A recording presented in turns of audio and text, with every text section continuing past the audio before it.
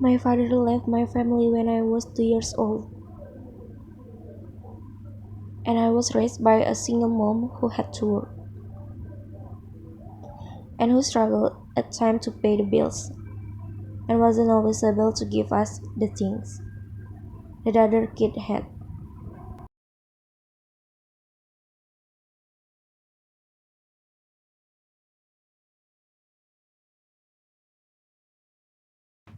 And I felt like I didn't fit in.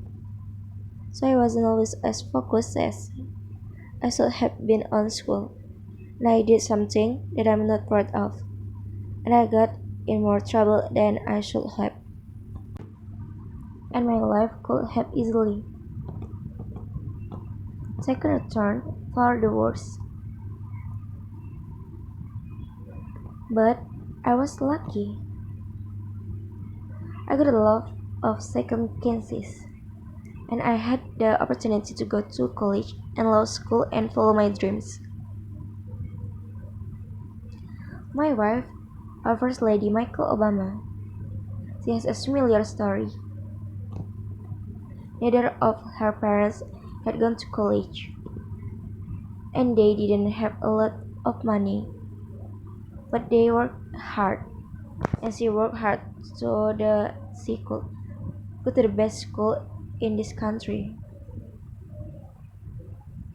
Some of you might not have those advantages. Maybe you don't have adults in your life who give you the support that you need. Maybe someone in your family has lost their job and there are not enough money to go around. Maybe you like a neighborhood where you don't feel safe, or have friends who are pressuring you to do things you know aren't right. But you are right, and it doesn't have to determine where you will end up. No one's written your destiny for you, because here in America, you write your own destiny. You make your own future. And that's why today I'm calling on each of you to set your own goals for your education and do everything you can to meet them. But whatever you resolve to do, I want you to commit to it. I want you to really work at it.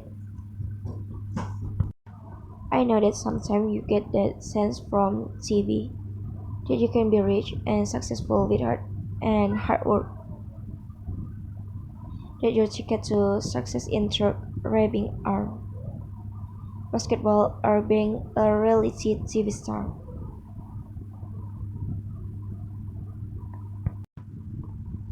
Chances are you're not going to be any of those things. The truth is, being successful is hard.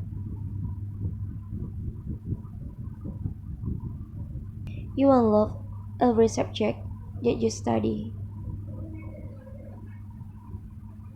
You won't click with every teacher that you have. Not every homework assignment will seem completely relevant to your life right at this minute. And you won't necessarily succeed at everything the first time to try. It's okay. Some of the most successful people in the world are the ones who've had the most failures. J.K. Rowling, who wrote Harry Potter, her first Harry Potter book was rejected 12 times before it was finally published. Michael Jordan was cut from his high school basketball team. He lost hundreds of games and missed thousands of shots during his career, but Dewan said, I have failed over and over and over again. in my life, and that's why I succeed. These people succeeded because they understood that you can let your failures define you. You have to let your failures teach you. You have to let them show you what to do differently the next time.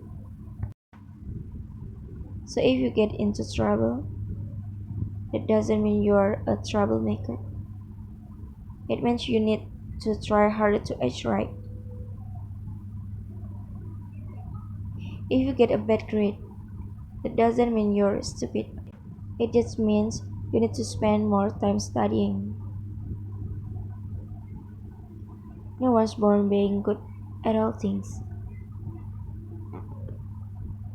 You become good at things through hard work.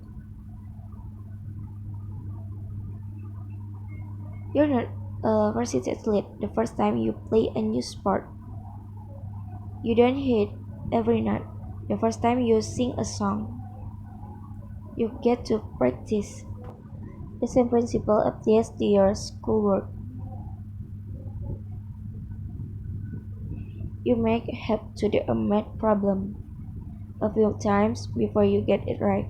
You might have to read something a few times before you understand it. You definitely have to do a few drafts of a paper before it's good enough to head in. Don't be afraid to ask questions. Don't be afraid to ask for help when you need it. I do that every day. Asking for help isn't a sign of weakness, it's a sign of strength because it shows you have the courage to admit when you don't know something, and it then allows you to learn something new. So find an adult that you trust, a parent, a grandparent, or a teacher, a coach, or a counselor, and ask them to help you stay on track to meet your goals. And even when you're struggling, even where you're discouraged, and you feel like other people have given up on you, don't ever give up on yourself. Because when you give up on yourself, you give up on your country. The story of America isn't about people who quit when things got tough. It's about people who keep going, who tried harder, who loved their country too much to do anything less than their best. Failures is a trouble,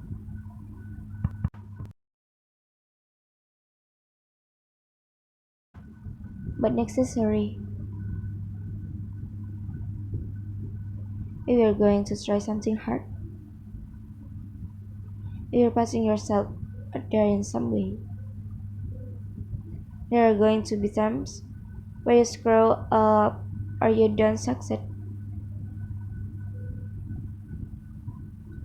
I think that the most important thing is to learn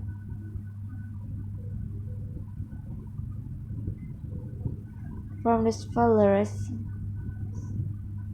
and to have a sense of resilience and be able to examine what is it that I did not succeed at, why didn't I succeed, and what do I need to do better.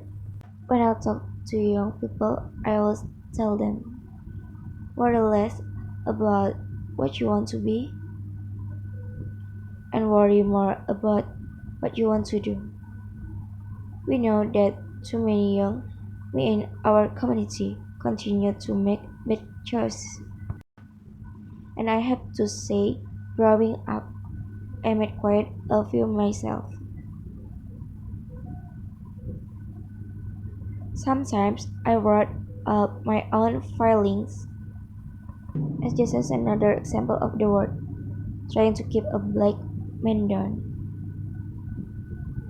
I had a tendency sometimes to make excuses for me not doing the right thing. But one of the things that all of you have learned over the last years is there no longer any room for excesses. Excesses are tools of being confident, used to build bridges to nowhere and monuments of nothingness. Well, we got no time for excesses. You have to remember that whatever you've gone through, it pales in comparison to the hardship previous generations endured, and they overcame that. And if they overcame them, you can overcome them too. Spirit of excellence and hard work and dedication, and access is needed now more than ever. If you think you can just get over in this economy just because you have a workhouse degree, you're in for a right awakening. But if you stay hungry, if you keep hustling, if you keep on your grind and get others folks to do the same, nobody can stop you. And when I talk about pursuing excellence and setting an example, I'm not just talking about in your professional life, but the best husband to to your wife, but the best father you can be to your children, because nothing's more important. I was raised by a heroic single mom, wonderful grandparents, but incredible sacrifices for me. And I know there are moms and grandparents here today who did the same thing for all of you, but I sure wish I had had a father who was not only present but involved, didn't know my dad. So my whole life, I've tried to be for Michael and my girl, but my father was not for my mother and me. I want to break that cycle where fathers not at home, where fathers not helping to raise that son or daughter.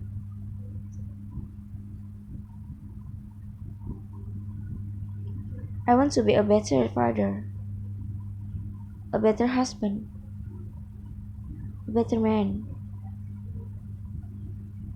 It's hard work that demands your constant attention and frequent sacrifice. And I promise you, Mikkel will tell you I'm not perfect. She's got a long list of my imperfection. Even now, I'm still practicing. I'm still learning, still getting corrected in terms of how to be a fine husband and a good father.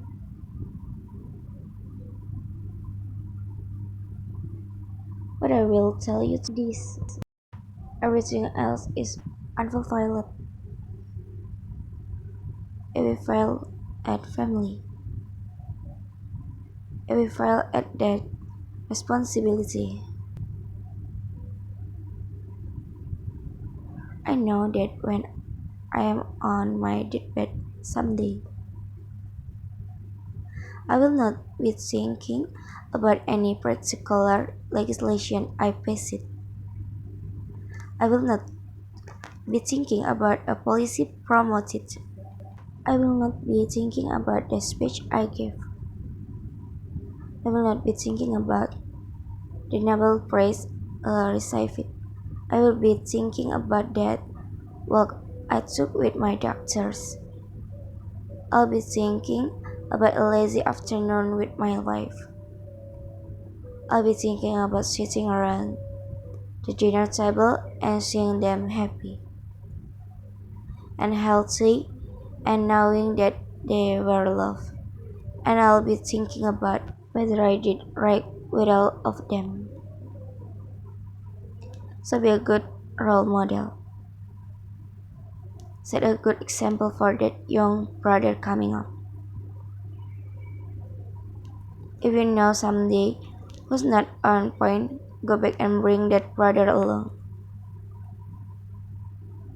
Those who've been left behind, who haven't had the same opportunities we have, they need to hear from you. You've got to be engaged on the barbershop,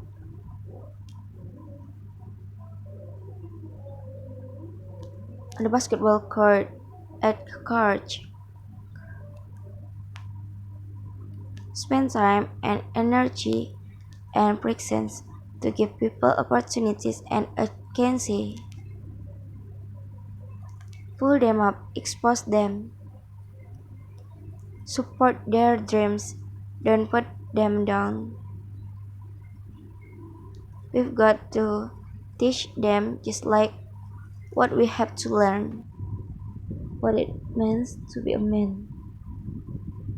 It's up to you to widen your circle of concern that everybody, no matter what you like or where you come from, what your last name is,